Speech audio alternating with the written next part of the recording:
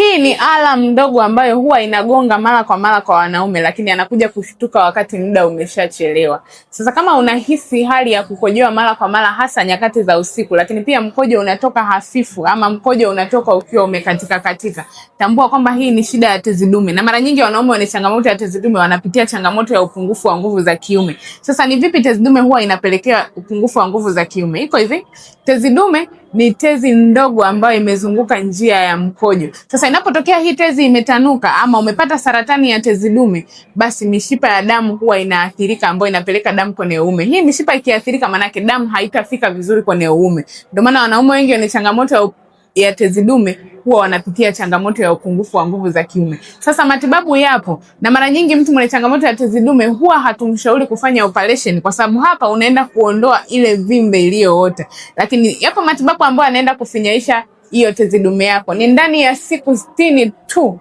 unapatiwa utaratibu wa dawa, program ya vyakula pamoja na mazoezi. Sasa kama unasumbuliwa na changamoto ya tezi dume, hakikisha unatembelea Bio Profile.